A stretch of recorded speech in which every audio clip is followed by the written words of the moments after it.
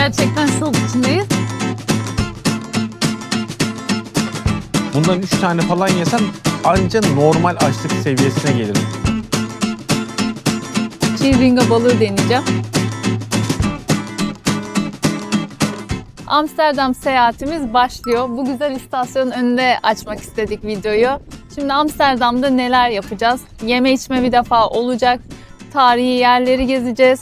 Müzeleri gezeceğiz. Bir de böyle birkaç tane köyüne gitmeye çalışacağız. Biz şimdi şehir merkezindeyiz. Videomuz başlıyor. Sizler abone olup beğenirseniz seviniriz. Şimdi Amsterdam'ın en ikonik yerlerinden Dam Meydanı'na geldik. Dam aslında baraj demek ve Amsterdam'ın ismi de buradan geliyor. Amster Nehri'nin üzerine kurulan barajdan, yani Amsterdam'dan geliyor ve burası da o barajın kurulduğu meydan. Bu meydanda 3 tane önemli yapı var. Kraliyet Sarayı, burası Hollanda Kraliyet Sarayı, hemen sağ tarafımda bulunuyor. Kraliyet Sarayı'nın hemen yanında Yeni Kilise var. Yeni kilise derken öyle yeni bir kilise değil, o da zaten çok eski bir kilise. Eski kiliseye kıyasla yeni bir kilise olduğunu burada belirtiyor ve bir de heykelimiz var burada. Bu meydanda sürekli bir etkinlik, aktivite vesaire falan şeyler oluyor. Şu anda mesela bu etkinlikte Filistin'de ölen insanlar üzerine anma etkinliği yapılıyor. Etrafta polisler tarafından falan bir koruması var. Şu an çok kalabalık bir zamanda olduğu için böyle kendimizi küçük bir alana attık. Artık buradan kaçıyoruz.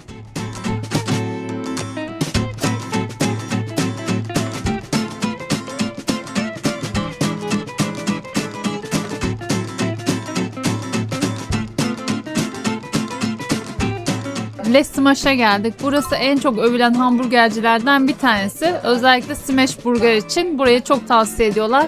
Çok fazla videosunu izledik. Biz de geldik. Şimdi 2 tane hamburger söyledik. Bir tanesi klasik, bir tanesi de special olan. Karşılıklı Hüseyin'le yiyeceğiz.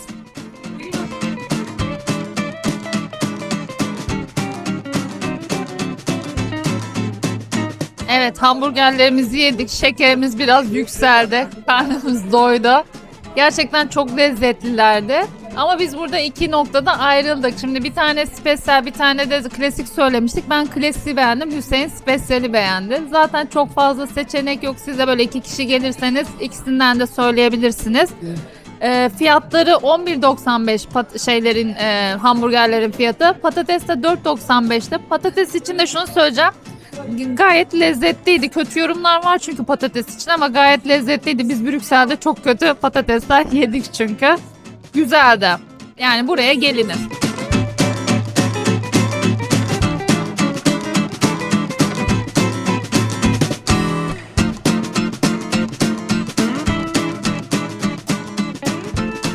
Amsterdam'ın kalbinde yer alan eski kilisenin önündeyiz. Burası Amsterdam'ın ilk kurulduğu yer olarak düşünebilirsiniz. En eski binalarından bir tanesi bu kilise ve şehir bunun etrafında kurulmaya başlanıyor. Aslında şöyle de bir ilginç nokta var. Yanda influencerlar şarkı söylüyor. Aslında şöyle bir de ilginç nokta var. Red Light bölgesinde hemen içerisinde yer alıyor bu kilise. Yani bu farklılık Amsterdam'ın biraz da ruhunu yansıtıyor. Hemen etrafında o kırmızı perdeli evleri görebiliyorsunuz. Buranın şöyle bir özelliği daha var. Çok eski olduğundan bahsetmiştik. İçeride 10.000 tane mezarın olduğu düşünülüyor. Şu anda aktif olarak bir ibadet yapılmıyor burada ama konserler, sergiler gibi kültürel etkinlikler düzenleniyor. Normalde de giriş ücretli, şu an komple kapalı. Siz geldiğiniz zaman bir kontrol edebilirsiniz.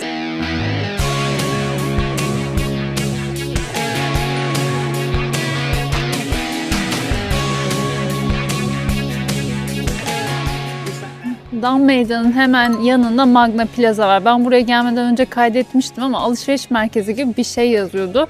Dışarıdan bina çok güzel görünüyor. Eski bir bina. Bir içerisine bakalım dedik. Öğrendik ki burası eski bir posta ofisiymiş. Tarihi o şekilde başlamış. 1755'li yıllara kadar dayanıyor. Daha sonrasında böyle bir alışveriş merkezi haline dönüşmüş.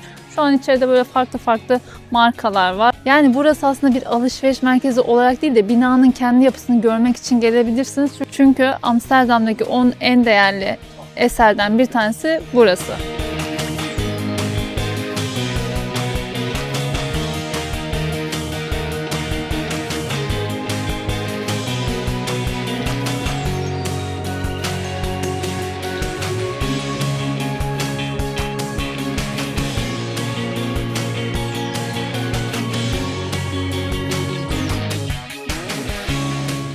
Hollanda'nın ünlü waffle da bu şekilde oluyor. Normal o Belçika'daki ya da bizim alışık olduğumuz waffle'lardan değil. Stroopwafel olarak geçiyor. Hüseyin şu anda burnunu kapadı. İçerisinde tarçın var. Mesela Belçika'dakinde yoktu. İçerisine böyle bir çikolata koyuyorlar. Yani bir waffle hamurunu yapıyor. İçerisine açıyor, ikiye bölüyor. Çikolatayı koyuyor ve kapatıyor. Şöyle bir ince görüntüsü var. Tarçınlı. Yemeyenlere duyurulur. Fiyatı da 7,5 euro. Ben şimdi bir tadına bakayım. Ben tarçın severim bu arada. Gayet lezzetli. Yanında bir kahveyle çok güzel gider. Ama Hüseyin artık tarçın kokusuna dayanamıyor. Buradan uzaklaşacağız biz şimdi. Ya orada kız yaparken çikolata gibi gelmişti rengi ama şimdi yiyince fark ettim çikolata değil, böyle karamel gibi, içerisinde başka bir şey var yani. Amsterdam'ı oluşturan 3 ana kanal var ve bu 3 ana kanalın da birleştiği 9 sokak var. Yani ünlü yerlerden bir tanesi olarak geçiyor. UNESCO Dünya Mirası listesinde yer alıyor. Amsterdam'a geldiğinizde zaten hani bu kanalların etrafından çok fazla geçiyorsunuz ama burası özellikle o 3 ana kanalın birleştiği ve 9 ayrı sokaktan oluşan bölge. Adı da oradan geliyor zaten. 9 sokak olarak geçiyor. Keyifli bir nokta. Güzel, güneşli bir günde gezmesi çok daha keyifli oluyor tabii. Kanal boyunca etrafta kafeler, restoranlar var. Zaman geçirebilirsiniz ama bisikletlere dikkat. Amsterdam'ın simge yapılarından Anne Frank'ın evinin önündeyiz. Anne Frank'ı birazcık anlatacak olursak Frankfurt doğumlu Yahudi bir aileden geliyor. Almanya'da yaşıyorlar ama Almanya'da bu Nazi devriminden sonra Adolf Hitler başa gelince oradaki baskılardan kaçıp Hollanda'ya taşınıyorlar. Burada da daha sonrasında 2. Dünya Savaşı'nda Almanya Hollanda'yı işgal edince bu arkamda görmüş olduğunuz evde saklanıyor Anne Frank. Böyle gizli bir bölgede 2 sene boyunca yaşıyorlar saklanma amacıyla. Annesi ve kız kardeşleriyle birlikte 2 sene sonrasındaysa maalesef ki yakalanıyorlar ve bir toplama kampına gönderiliyorlar. Orada da hayatını kaybediyor. Aileden sadece sağ kalan kişi babası oluyor. Babası ise yıllar sonrasında buraya geldiğinde onun günlüklerini buluyor. Anne Frank burada kapalı kaldığı süre boyunca günlük tutmaya devam etmiş ve karşısında böyle tam evin karşısında görünen bir kilise var. Günlüklerinde de sürekli bahsettiği dini imgeler bu noktadan kaynaklanıyor. Şimdi bu nokta müzeye çevrilmiş bir durumda. Geldiğiniz zaman içeride ziyaret edebilirsiniz. Şu Amsterdam'da böyle yerlerde altın renkli metal plakalar göreceksiniz. Bunlar 2. Dünya Savaşı'nda Hollanda'da yakalanıp toplama kampına gönderilmiş Yahudilerin evlerinin önünde ve kaç kişi olduklarını gösteriyor. Her bir plaka bir kişiyi, nerede doğduğunu, ne zaman yakalandığını ve nerede ne zaman hangi kampa gönderildiğini yazıyor. Bu da böyle bir bilgi.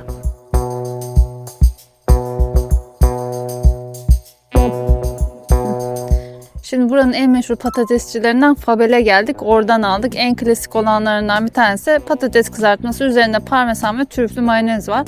7,15 euro bu. Tadına bakacağız şimdi. Bakıyorum hemen. Canlı göstereyim. Şuradan.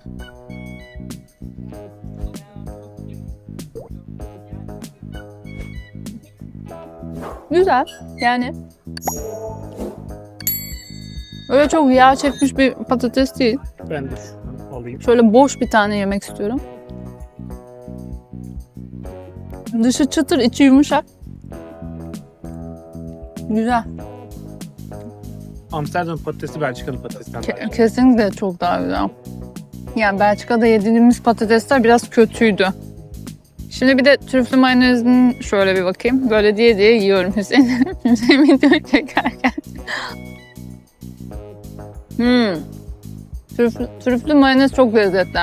Türkiye'de trüflü mayonezle böyle bir tadı kötü olmaya başladı ya. Bu şu an güzel geldi bana.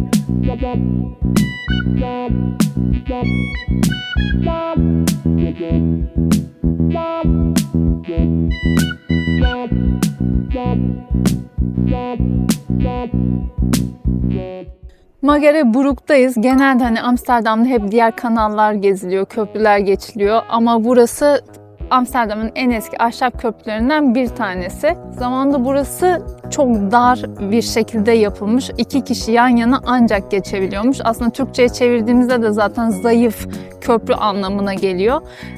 ahşap ve açılır bir köprü. İlk yapıldığı zamanlarda elle açılırken tabii ki şimdi mekanik bir yapı halinde çalışıyor. Amsterdam'daki kanallardan daha büyük çaptaki tekne ve gemiler geçemediği için bu köprüyü kullanıyorlar. Onların geçişinde bu köprü açılıyor, kapanıyor. Akşam vaktinde buraya gelmek biraz daha ilgi çekici olabilir çünkü bu köprü böyle ışıklandırılıyor. Tabii biz hani İstanbul'da yaşıyoruz falan, bize köprü sürüsüne bereket, ışıklandırma vesaire hepsini biliyoruz. Bakalım burası akşam nasıl olacak? Belki tekrar vaktimiz kalırsa bir gelip görürüz.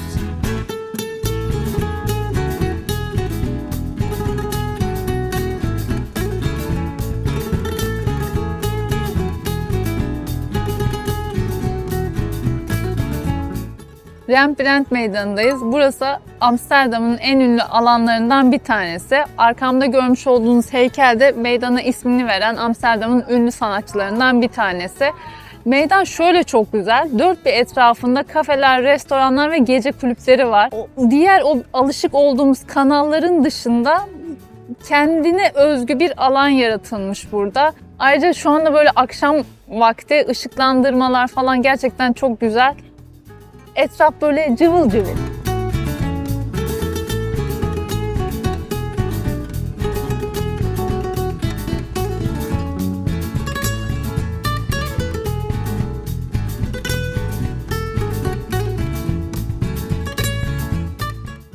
Seafood'lara geldik. Burası Amsterdam'da ünlü bir deniz restoranı gibi düşünebilirsiniz ve birkaç tane var. Biz rezervasyon yapmamıştık.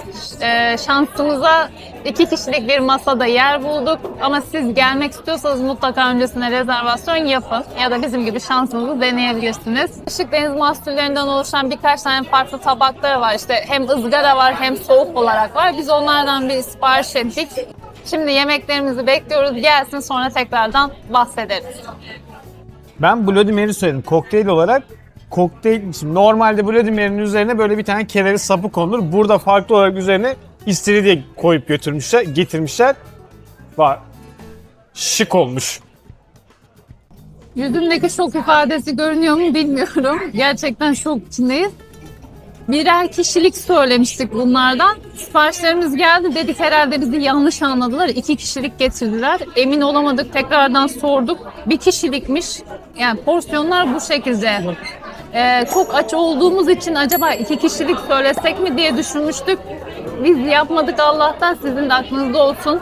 Tabaklar böyle. Gayet büyük, doyurucu görünüyor. Şimdi bize afiyet olsun. Masanın hakkını verdik. Sıcak komple bitti, soğuk da bitti. Sadece şunlar kaldı. Bunda da zaten bir şey yok yani. O yüzden kaldı. İnanılmaz doydum. Gerçekten inanılmaz doydum. Ve hepsi bence çok lezzetliydi. Çok güzeldi. Yani hakkını veren bir masa. Ben şiddetle böyle çok büyük şiddetle tavsiye ederim. Eğer hani deniz mahsullerinden hoşlanıyorsanız buraya geldiğinizde deneyebilirsiniz. Toplam 103 euro. O 2 büyük ana tabak zaten 36 euroydu. Salata 6,5 euro. İçeceklerde kokteyl 12,95. Benim şarabım da 6 euro.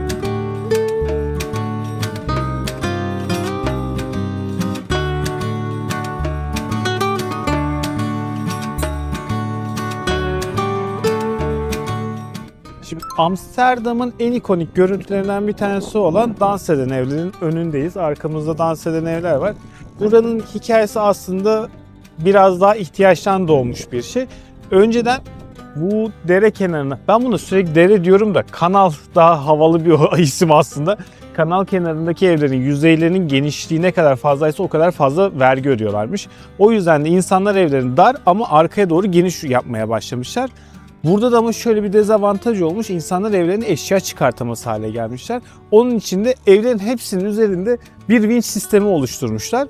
Ve oradan malzemeleri indirip çıkartıyorlar. Tabii bu görüntü zaman içinde gerçekten hani Amsterdam'ın görüntüsü haline geldi. Aynı zamanda evlere yan taraftan bakarsanız evler hafiften öne doğru eğimli ve fiziksel yapıları biraz yamuk. Sebebi de hepsi aslında ahşap kazıklar üzerinde duruyor ve bunlar zamanla deforme olup yapılarını bozuyor. Hepsi böyle hafiften öne eğimli, biraz yana kaykılmış, biraz böyle abi aman böyle diyeyim şeklinde duruyor. Google Amsterdam yazdığınız zaman çıkan görüntülerin başında zaten bunlar var.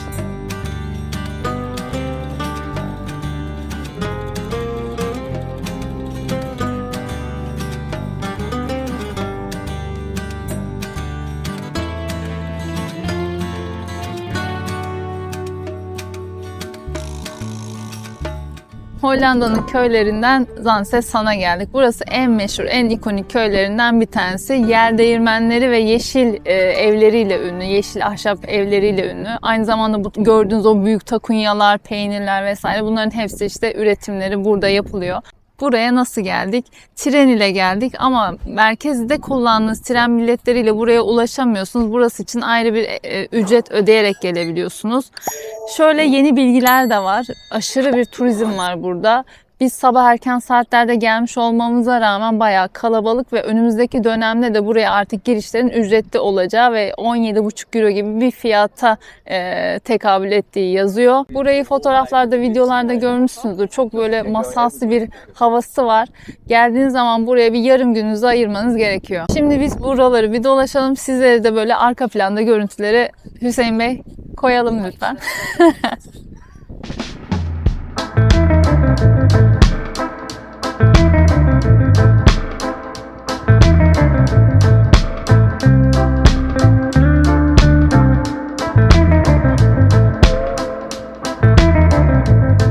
Şimdi burası çikolatasıyla da ünlü. Bir tane dükkana girdik.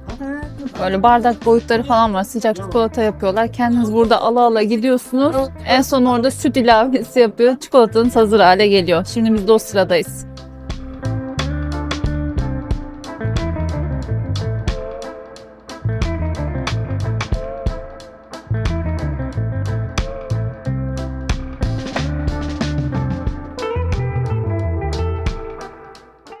Burada yer değirmenleri meşhur. Her tarafta böyle sıra sıra yer değirmenleri var. Bazılarının içine girebiliyorsunuz ve 7,5 euro karşılığında yukarıya çıkabiliyorsunuz. Yukarıdan da hani manzaranın güzel olduğu söyleniyor ve içerideki o yer değirmenin aksamını görüyorsunuz.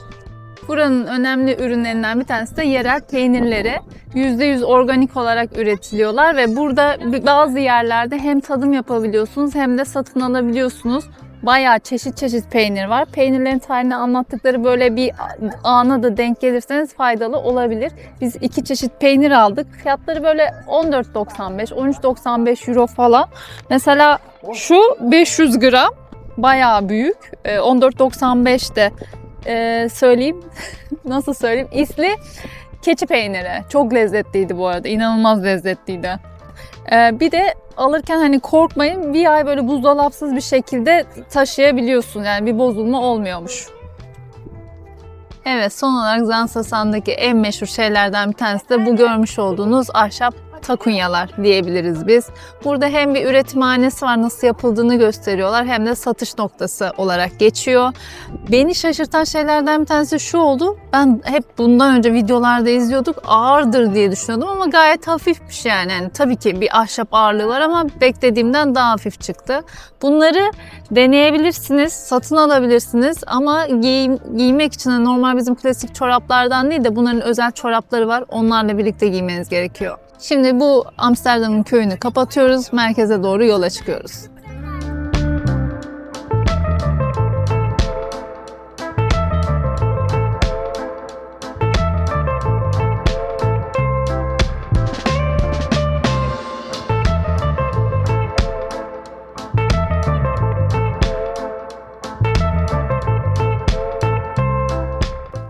Evet, Rijksmuseum'a geldik. İnternetten de bilet alabilirsiniz. Buraya geldiğinizde de alabilirsiniz. İnternette saatte olarak seçebiliyorsunuz. Biz buraya gelip hani daha erken girebilir miyiz onu deneyelim istedik. Hemen kapıda biletimizi aldık. Aynı fiyata satılıyor zaten, 25 euro. Sıraya girdik. Şimdi sıranın gelmesini bekliyoruz. Ek olarak şunu söyleyebilirim. Burada gezilecek 2 tane önemli müze var. Biri Van Gogh Müzesi, diğeri de Rijksmuseum. Rijksmuseum'a geldik. Aslında Van Gogh'a da gitmeyi düşünüyorduk. O yüzden erkenden biletimizi almamıştık. Ama Van Gogh'un biletleri zaten çok erkenden tükenmişti. Ayın 27'sine kadar şu anda bilet yok. Ve bugün ayın 13'ü. Dolayısıyla özellikle Bangkok'a gitmek istiyorsanız biletinizi önceden almanızda fayda var. Biz şimdi sıradayız. Sıramızın gelmesini bekliyoruz ve sıra çok hızlı ilerliyor bu arada. Çıktığımızda da görüşlerimizi paylaşırız. Evet, müzeden çıktık. Kısaca bir toplayalım. Buraya öncelikle bir 2 saat kadar minimum vakit ayırmanız lazım. 1100'lü yıllardan ve bazı koleksiyonlar var. Porselen işçiliği, ahşap işçiliği, cam işçiliği gibi ürünler var. Onların da hepsini görebiliyorsunuz. Bu arada şu an bir sürü çocuk geçiyor burada. İçeride böyle okullar grup grup gelmişler. Öğretmenleriyle birlikte dolaşıyorlar. Hepsi aşırı sesli. Şu anda da buradan bir kısmı geçiyor. Duyuyor musun çığlıkları? Sonra Van Gogh'un birkaç tane eseri var. Biliyorsunuz hani başta da söylemiştik. Van Gogh için ayrı bir müze var ve orada Van Gogh'un eserleri yer alıyor. Burada da böyle birkaç tanesine yer vermişler. Ayrıca Hollanda'nın en ünlü ressamlarından Rembrandt'in de burada eserleri var. Bütün bu eserlere baktığınızda Hollanda'nın geçmişten günümüze yaşadığı o değişimi içeride görebiliyorsunuz. O yüzden Rijksmuseum Hollanda'nın tarihini anlamak için önemli bir nokta. Biz şu an, şunu da söyleyeyim, biz şu an burada müzeler bölgesi diye geçiyor, Museumplein. Oradayız. Buraya geldiğinizde hem böyle güzel geniş bir bahçe var hem de böyle birkaç tane müzenin bulunduğu alan zaten. Buraya yolunuz düşecek. Karnımız çok acıktı. Yemek yemeye doğru gidiyoruz.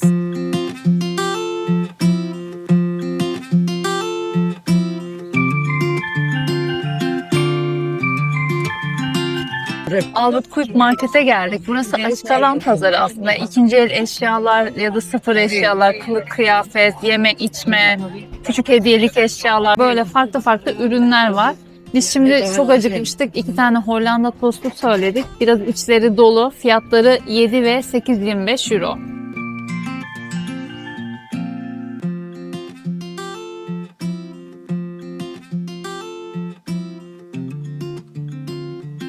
Fena değildi. Çok güzel diyebileceğim bir şey değildi ama biz nasıl acıkmışsak bundan 3 tane falan yesem anca normal açlık seviyesine gelirim. O kadar şeyi. Ya Hollanda'daki yemeklerde bir şeyin tadı eksik. Bir şey eksik ve ben onu hala bulamadım ya. Bir şey eksik. Onu koysalar her şey çok lezzetli olacakmış gibi.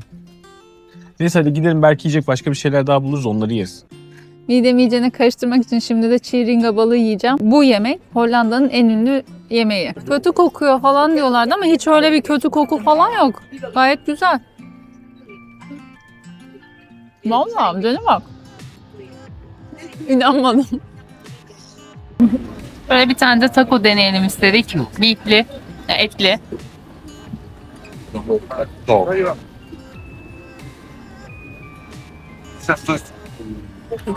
Hiç sıkamadım.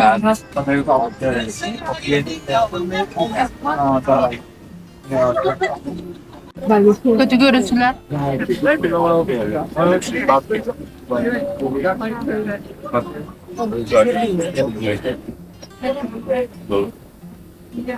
Bizim alışık olduğumuz takodan değil.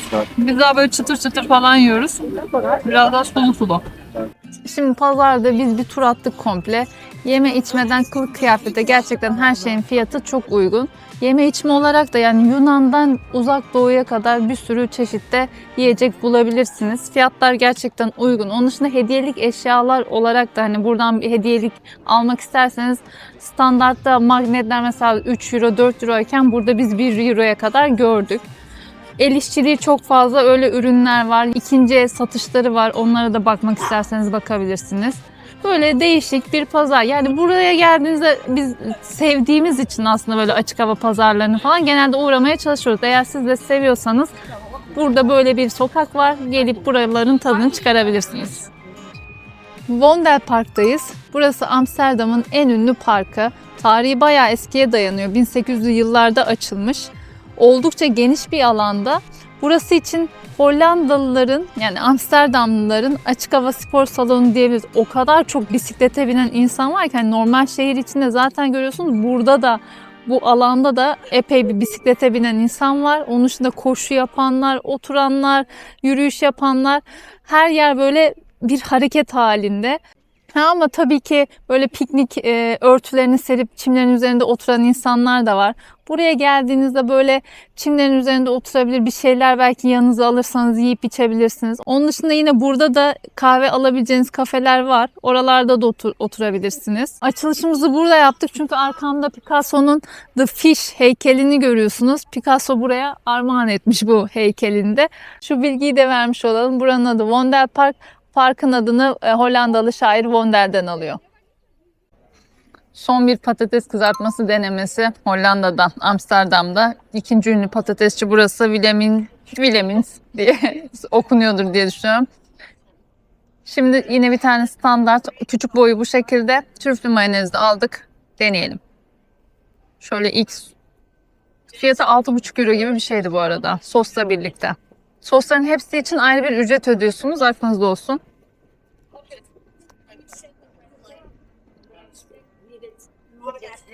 Yine trüflü mayonezin sosu çok güzel. Patatesin dışı çıtır, içi yumuşak her zamanki gibi. Yine de Brüksel'deki, Belçika'daki patateslerden çok daha güzel. Yani Amsterdam'la Belçika'nın ağzımda dolu dolu konuşuyorum. İkisini karşılaştırırsak Hollanda'nın patatesi daha iyi.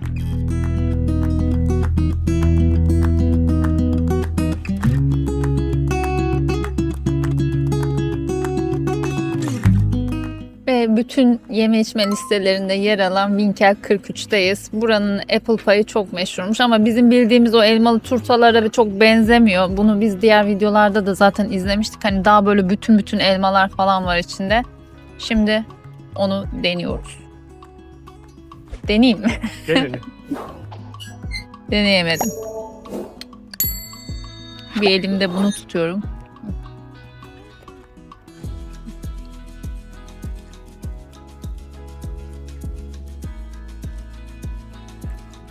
Gelirken şunu söylüyordum. Bayağı bir yürüdük, oradan oraya gittik falan filan.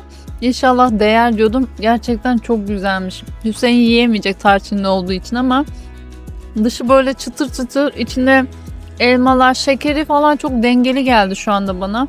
Gerçekten güzel, sevdim. Ben şu an bunu yiyeceğim.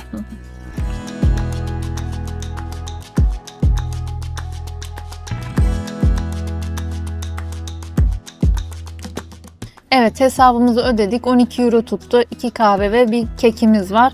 Yani apple payımız var. Gerçekten lezzetliydi. Eğer elma, tarçın hani bu birleşimi seviyorsanız beğenebilirsiniz. Şekeri de dediğim gibi çok yüksek değildi. Ben puanımı 10 üzerinden 8 veriyorum. Afiyet olsun.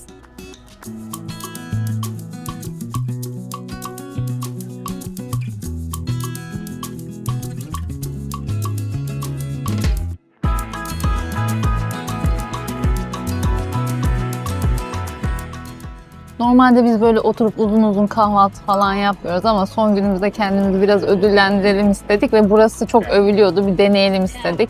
Ek Benedict'e geldik buradan. Hüseyin klasik olanından söyledi. Ben de söyledim. Somonlu bir tane söyledim. Şimdi tatlarına bakacağız. Bize afiyet olsun. Fiyatları da bu arada 16 euroydu galiba. 16, 32.